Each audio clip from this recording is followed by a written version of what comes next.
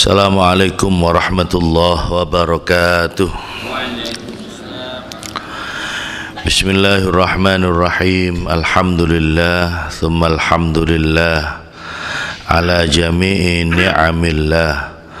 Wassalatu wassalamu ala rasulillah Sayyidina wa maulana Muhammadin sallallahu alaihi wasallam ibni Abdillah wa ala alihi wa sahbihi wa man tabi'ahu wa mawalah wa la hawla wa la quwwata illa billah.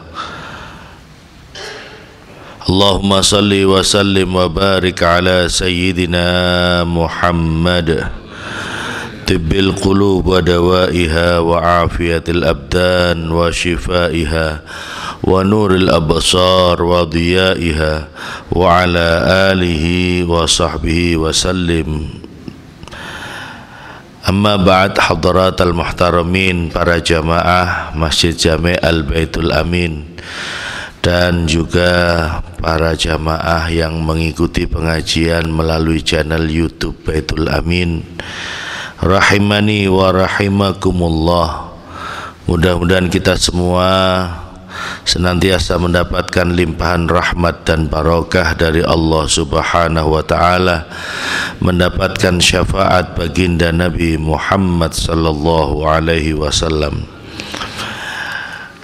Alhamdulillah, di pagi ini di tanggal 15 Sya'ban, di mana tadi malam kita telah mengisi kegiatan di malam nisfu Sya'ban dengan membaca surat Yasin 3 kali, membaca zikir dan doa serta solat-solat sunnah lainnya.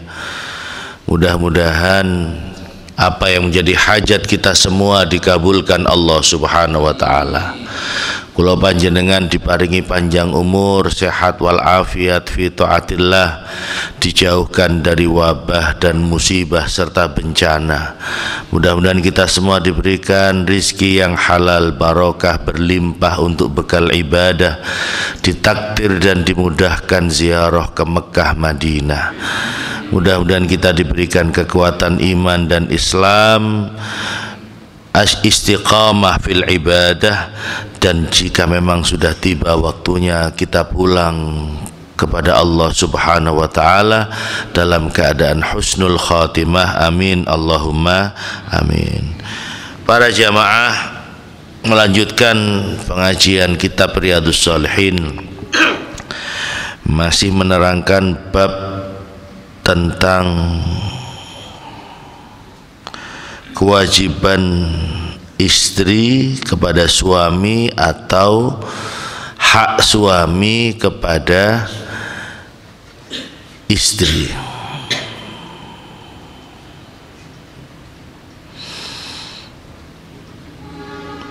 Wa an Abi Hurairah radhiyallahu anhu anin Nabi sallallahu alaihi wasallam qala,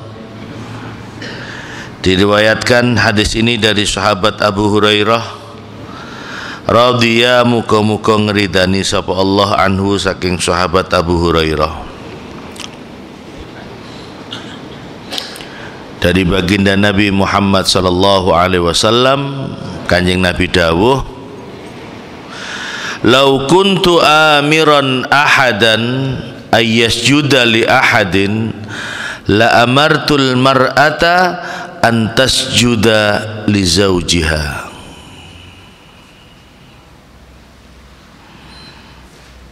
Lau kuntu, jika seandainya boleh aku amiron, memberikan perintah, ahadan, kepada seseorang, ayyasjuda li ahadin, untuk bersujud kepada seseorang. Umpamane aku oleh menyuruh orang untuk bersujud kepada orang lain, maka apa kata Nabi? La amartu, maka aku akan memerintahkan al mar'ata, ing wong wedok, antas juda, ing yen to sujud, li zaujiha, kepada suaminya. Rawahu Tirmidzi wa qala hadisun hasanun sahih. Hadis ini riwayat Imam Tirmidzi. Bagaimana maksudnya? Kok sampai Kanjeng Nabi dawuh seperti ini? Seandainya boleh saya memerintahkan manusia bersujud kepada sesama manusia, maka akan aku perintahkan istri untuk bersujud kepada suaminya. Napa Kanjeng Nabi kok sampai dawuh koyo ngoten? Ini menunjukkan apa? Dalilun, sebagai dalil ala ta'zimi haqquz zauji 'alal mar'ah. Ini menunjukkan betapa besarnya hak suami kepada istri. Wa sababi hadzal hadis, dan sebab dari hadis ini adalah kenapa, asbabul wurudnya apa? Jadi kalau Quran itu turun ada yang namanya asbabun nuzul, sebab-sebab turunnya ayat. Sebab-sebab turunnya ayat itu namanya asbabun nuzul. Kalau sebab-sebab keluarnya hadis atau keluarnya dawuh Kanjeng Nabi itu namanya asbabul wurud. Diterangkan di sini wasababu hadzal hadits ma rawahu Abu Dawud an Qais bin Sa'ad qala ataitul hiyarah faraituhum yasjuduna. Jadi melihat ada seorang yang bersujud kepada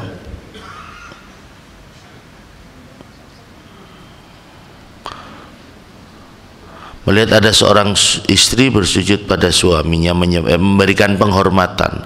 Maksudnya bersujud itu bukan menyembah, tapi memberikan penghormatan. Sama dengan ketika Allah menciptakan Nabi Adam, Allah memerintahkan semua yang ada di surga ketika itu, malaikat termasuk golongan iblis, untuk bersujud kepada Nabi Adam. Sujud bukan dalam arti menyembah, tapi sujud dalam arti memberikan penghormatan.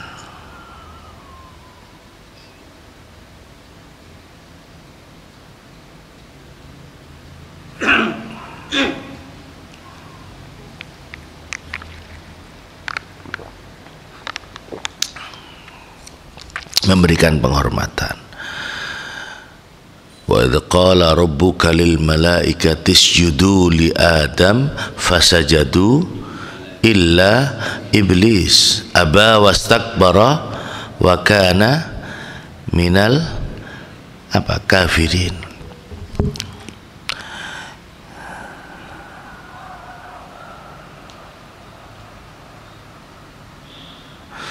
Jadi sujud di sini sudah bermakna penghormatan.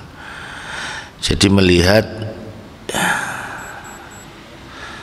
ya waktu itu ada sahabat yang melihat mereka memberikan penghormatan kepada suaminya. Ada seorang wanita yang memberikan penghormatan kepada suaminya. Lalu orang yang melihat ini berkata, Rasulullah ahaqqu ayyasjudalah. Rasulullah lebih berhak untuk kamu hormati, kamu bersujud, memberikan penghormatan. Sama dengan orang Jepang itu kalau memberikan penghormatan bagaimana? Ya, orang Jepang kalau memberikan penghormatan dengan kayak wong ruku, seperti orang ruku. Ngeten. Nah, itu seperti orang ruku, seperti orang ruku. Sama dengan orang-orang zaman kerajaan dulu, kalau berjalan di depan rajanya dia apa? Melaku tapi nggih angel meraktekno. Soalnya kelas berat, ya itu sebagai bentuk penghormatan. Lah orang yang melihat mengatakan Rasulullah lebih berhak untuk mendapatkan penghormatan. Lalu datang kepada Kanjeng Nabi cerita, ya Rasulullah, saya melihat ini mereka bersujud kepada, bukan kepada suaminya ya, kepada tuannya atau pembesar bangsawannya, padahal engkau lebih berhak. Lalu Kanjeng Nabi dawuh, ara'aita lau mararta biqabri akunta tasjuduli, apakah engkau ketika melewati kuburanku kamu akan bersujud kepadaku? Faqala la, kata sahabatnya tidak. Lalu Nabi kemudian dawuh, fala taf'alu, jangan engkau kerjakan itu. Memberikan penghormatan sampai berlebih-lebihan kepada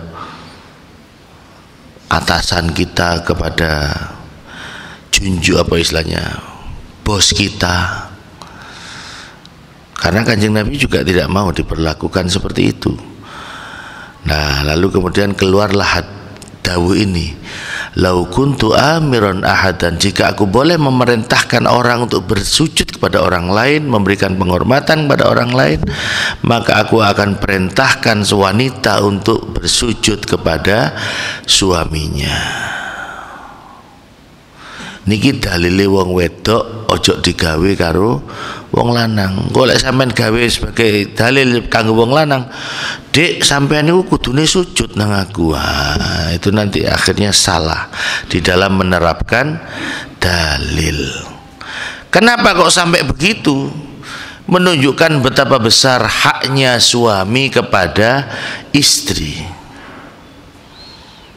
Ini berkaitan dengan hadis berikutnya.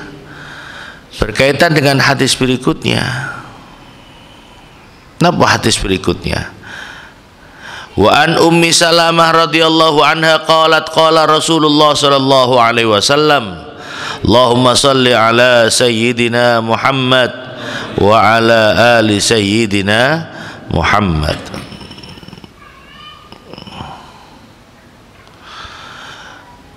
Kanjeng Nabi dawuh, ayyumam ra'atin, endi-endi wong wedok matat, meninggal, mati. Ya. Jika ada wanita, seorang wanita itu meninggal, wanita mana saja yang meninggal, wa zaujuha anha radin, ketika wanita ini meninggal, suaminya ridho kepada perempuan ini, kepada wanita ini. Apa kata Nabi? Kalau ada seorang wanita yang meninggal lalu suaminya ridho kepada wanita ini, apa kata Nabi? Dakhalatil jannah, maka wong wedok iku mau bakal melbu swarga, asalkan oleh ridane sing lanang, oleh ridane bojone. Seorang laki-laki ketika sudah menikah, seorang laki-laki sebelum menikah dia wajib taat kepada orang tuanya, terutama ibunya. Seorang laki-laki, dan ketika sudah menikah tetap seorang laki-laki wajib taat, mendahulukan kepentingan orang tuanya, terutama ibunya. Kan ada itu cerita sahabat yang ketika mau meninggal dia tidak bisa mengucapkan kalimat la ilaha illallah. Waktu sakaratul maut dia kesulitan untuk mengucapkan kalimat la ilaha illallah.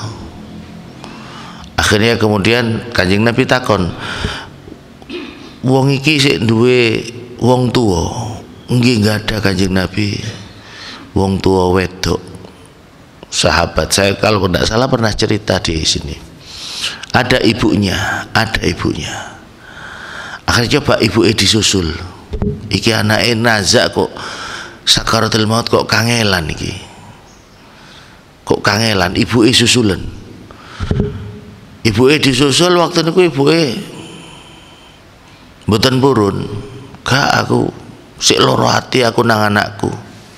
Hati-hati lek wong tuwa sik ceket loro ati nang anake. Angel anake oleh ridane Gusti Allah, sebab ridha Allah tergantung ridha kedua orang tua.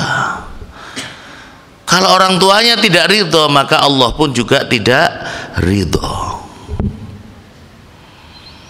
disusul gak gelem wong ton. Akhirnya matur yang dikongkon nyusul laporan di Kanjeng Nabi, ya Rasulullah mboten purun ngeten. Alasannya karena masih ceket loro hati. Bamu napa? Akhirnya karo Kanjeng Nabi waran lek gak gelem teko rene aku dhewe sing nyusul. Lek gelem teko rene aku dhewe sing nyusul. Akhirnya karena dia ngomong gitu, ibunya sahabat ini mau datang. Karena timbangan Kanjeng Nabi moro nang omah aku sing moro. Ditimbali Kanjeng Nabi kok gak gelem moro. Akhirnya napa jenengan kok mboten purun dugi niki anak sampean lagi nazak kangelan. Wah cerita mulai duwe bojo anak kula niku luwih mentingno bojone daripada mentingno kula ibuke. Padahal kula sing ngelahiraken, kula sing gedhekno, kula sing nyusoni, kula sing ndulang, kula sing membiayai istilahnya yang ngeramut sing ngerumat. Barang duwe bojo kok terus luwih mentingno bojone daripada mentingno ibuke. Akhire sampean sepuro anak sampean boten purun nyepuro kula ya wis lek sampean ndak gelem nyepuro anak sampean timbangane kesiksa ngene tak bongi ae. Saya bakar anak sampean. Akhire jenenge wong tua nggih kasih ibu sepanjang masa, kasih anak sepanjang jalan. Jenenge wong tua gak tega anake arep dibong nggih karo Kanjeng Nabi nggih istilahnya di shower ya, di napa istilah digedak karo Kanjeng Nabi, digedak karo Kanjeng Nabi. Ya lek gak sampean gak nyepuro tak bong anake. Akhirnya arep dibong anake nggih pun kula sepuro. Akhirnya si orang laki-laki ini bisa menghembuskan nafas dengan tenang dan bisa mengucapkan kalimat la ilaha illallah. Man akhira kalamihi la ilaha illallah dakhalal jannah. Sapa wong sing akhir ucapan dalam hidupnya kalimat la ilaha illallah, maka orang itu akan masuk surga. Nah, ketika pemakaman sahabat inilah Kanjeng Nabi lalu kemudian dawuh, yaitu tadi jangan sampai seorang suami itu mengalahkan ibunya hanya karena untuk kepentingan istrinya. Tapi kalau anak perempuan, kalau wong wedok sebelum dia nikah dia wajib taat kepada suami, kepada orang tuanya. Tapi ketika sudah menikah, seorang wanita ini harus wajib taat kepada suaminya. Kan saya pernah cerita itu, kalau nggak salah pernah cerita, ada seorang istri wanita yang ditinggal suaminya pergi berdagang. Waktu itu zaman itu ya berdagang kan naik onta keluar, bukan hanya luar kota tapi luar negara. Dari Mekah, dari Madinah, usahanya ke negeri Syria atau Syam. Pesene, Dek, selama aku dagang sampean ojo metu. Pesen nggih.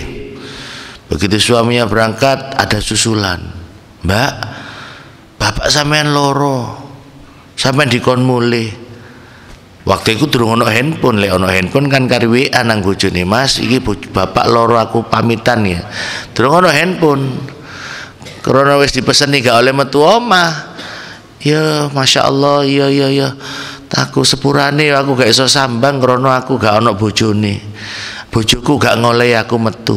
Aku gak oleh izin saka suami. Pulanglah lagi. Kemudian datang lagi, Mbak, bapak sampean kritis, sampean dikondang mulih. Waduh ya Allah, sepurane aku gak iso mulih soalnya aku gak oleh izin saka suami. Mulih sing nyusul, gak let suwi teko maneh, Mbak, bapak sampean mati. Mosok sampean gak mulih bapake mati. Itu aku saja nih kepingin mulih tapi ya opo? Bagaimana saya tidak dapat izin dari suami?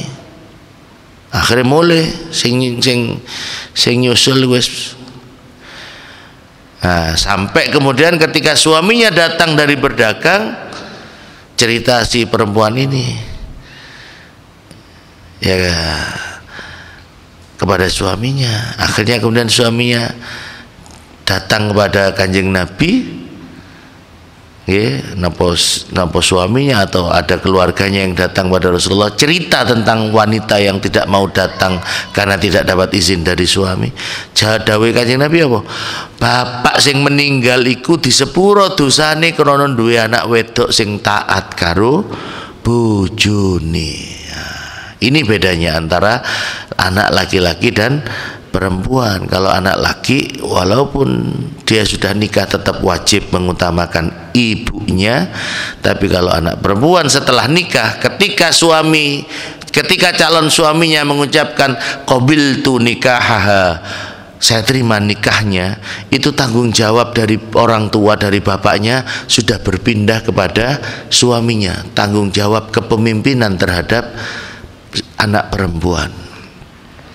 Karena itu Kanjeng Nabi dawuh, di mana saja ada seorang wanita yang meninggal lalu suaminya ridho kepada istrinya, maka istrinya yang meninggal itu akan masuk surga asalkan suaminya ridho.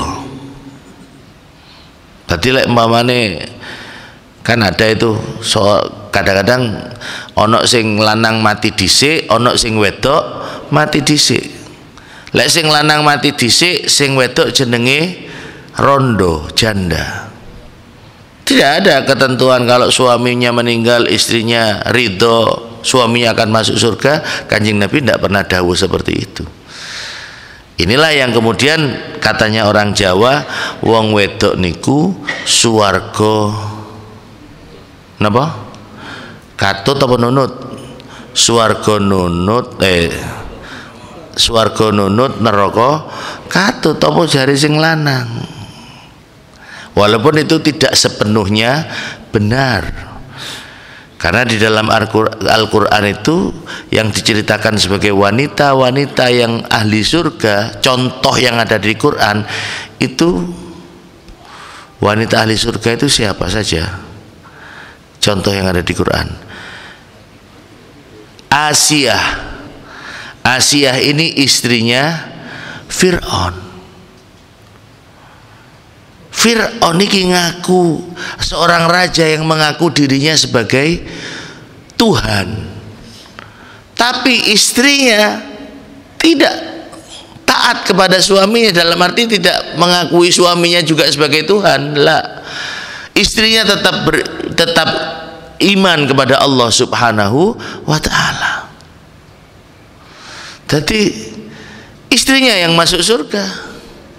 Sampai di Quran itu di surat apa itu saya lupa, ada doanya Siti Asiyah ini, Rabbi bnili baitan fil jannah, ya Allah bangunkan untukku rumah di surga, wanajini, dan selamatkan aku dari Fir'aun. Rabbi bnili baitan fil jannah wanajini min Fir'aun. Saya lupa persisnya ayatnya. Jadi contoh wanita yang masuk surga itu wanita yang suaminya Fir'aun.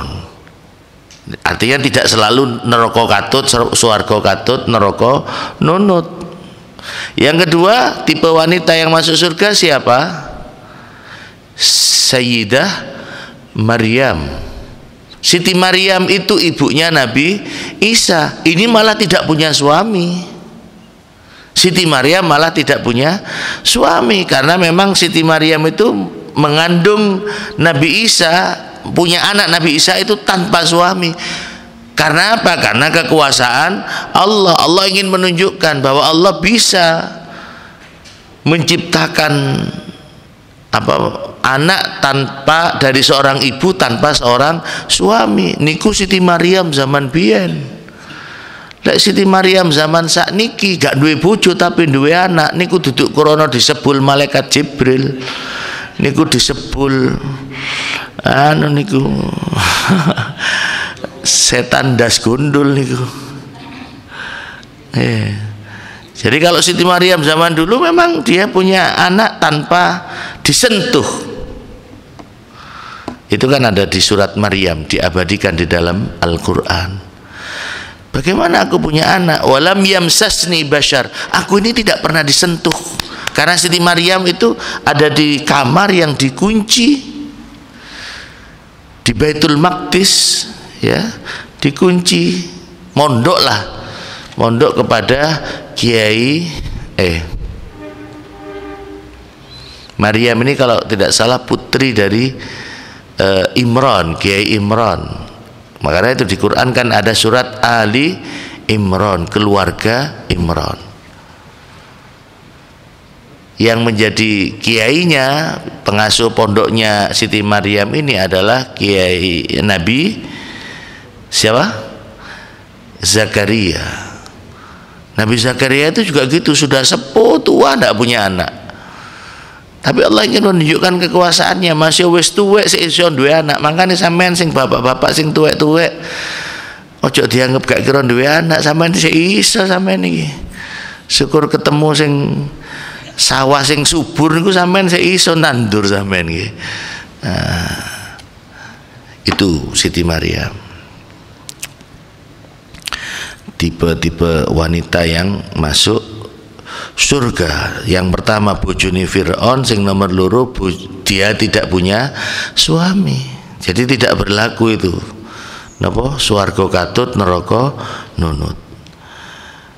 Jadi ini para jamaah, yang satu hadis, waktu berjalan dengan cepat. Sekarang sudah terbit matahari 6 menit yang lalu, berarti kita sudah bisa sholat isyraq. Mudah-mudahan waktu ini memang berjalan dengan cepat. Tiba-tiba kita berada di pertengahan bulan Sya'ban, berarti sebentar lagi kita akan memasuki datangnya bulan suci Ramadan. Mudah-mudahan kula panjenengan sedaya diberikan kesehatan lahir batin, umur yang barokah, dan bisa mengisi Ramadan yang penuh berkah dengan amal-amal kebaikan selama di bulan suci Ramadan. Amin Allahumma amin. Al-Fatihah. A'udzubillahi minasyaitonir rajim. Ar-Rahmanir Rahim. Maliki yaumiddin. Iyyaka nasta'in ihdinas siratal mustaqim siratal ladzina an'amta 'alaihim ghairil maghdubi 'alaihim waladdallin. Rabbighfirli. Apa kok sentas dibagi? Lali, hah? Oh, perintah supaya tidak mengganggu. Nggih, nggih pun. Mari kita tutup dengan kafaratul majlis. Subhanakallahumma wa bihamdika asyhadu an la ilaha illa anta astaghfiruka wa atubu ilaik. Walhamdulillahirabbil alamin. Assalamualaikum warahmatullahi wabarakatuh. Allahumma salli wa sallim wa barik ala sayyidina Muhammad.